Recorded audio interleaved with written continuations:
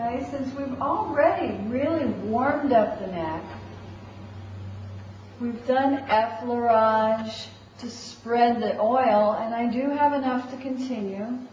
I'm going to move right in to one-handed petrissage up each side of the neck. And really I'm going to scoop under with this hand, and with the big thumb, I'm going to petrissage right across the side of the neck. Notice I can palpate all the way over here. There's muscle. Later on, we'll learn that this is the sternocleidomastoid muscle. And the anterior muscles here also enjoy massage. We don't want to limit the massage of the neck to just the back of the neck, because the front of the neck is also very important. Okay? Then we're going to move to scoop hands, glide up the lamina groove. And so we're going to take both hands and find the lamina groove on either side of the spinous process of the spine. And we're just going to sink in and glide up to the base of the head. So it doesn't look like much from where you're standing, but you can see that I can actually get her head to extend and then flex a little bit. This is very good for the curve of the neck. Okay, so it just looks like this. I'm going to turn her head and show you my hand placement. It's right here to the side of the vertebrae, and I start right at the base of the neck, sink in, and move all the way up to the top of the neck, right at the base of the skull.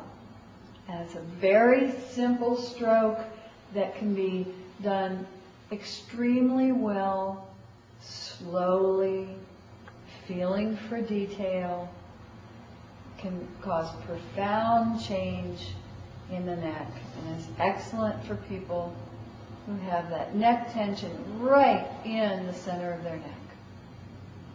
I'm going to do the same stroke, but I'm going to use one hand to scoop up on the other side and create a C, which will also get sort of a side bending movement. So I'm going to reach in and around the spine to the other side into the lamina groove, gliding up with a lateral pull. I'm going to show it to you in this way first. I reach under, come right to C7, sink in, and traction, and glide.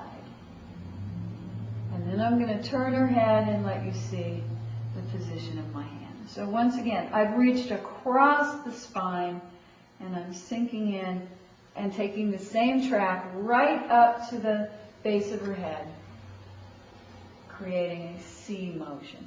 And I'm going to do that with both sides, of course. And then after that, I rotate her head. And we're going to do some sweeps down the side of her neck.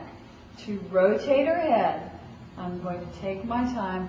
I take one hand under the head and one at the top of the head. And I turn her head along the long axis. I can switch the hands as well. I can reach under here and one hand at her forehead. But what I really want to do is I want to give a little traction and rotate along that long axis of her body. So I don't end up with her nose on her shoulder. That could be straining for her neck. And then I'm just going to do these nice one-hand sweeps here and then long. Here. And notice I can let my thumb drag as long as I don't hyperextend it. I can bring it across and get that same thumb sweep and a nice long sweep down the shoulder. When I do this one, I can grab her head gently. Notice soft hand cups the back of her head, and a nice long sweep with a little bit of a stretch right at the end. And while these are similar to the strokes we began with her head in a different position and with different focus, we get a different kind of stroke. I bring her head back to neutral. And now we move to the head strokes. Don't forget to massage the head. This is a wonderful way to finish and makes your client very happy. We begin with circling. And while I'm using the tips of my fingers, I don't make my hands hard. Notice my hands stay soft, and they're really going to move through all of the hair. I want the nice details like around the ears. I'm going to rotate her head onto my hand, and with the other hand, get the base of her skull. And come up and around. I'll show you the other side of the head when we do flow. I'm going to move right into raking. Nice long raking strokes. Right up through the muscles. There are muscles here. And up the center of her head. There we go. And then I move into hair pulling. Sounds painful, feels good. We want to take the hair as close to the root as possible. And just do a nice circling pull. This is great for loosening up the fascia of the skull.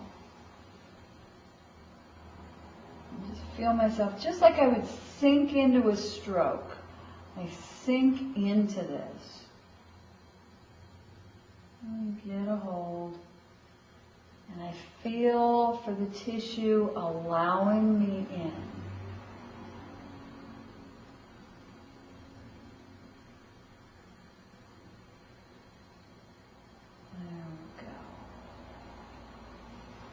Okay, very nice. There are the head strokes. And as I bring her back to center, I would then do the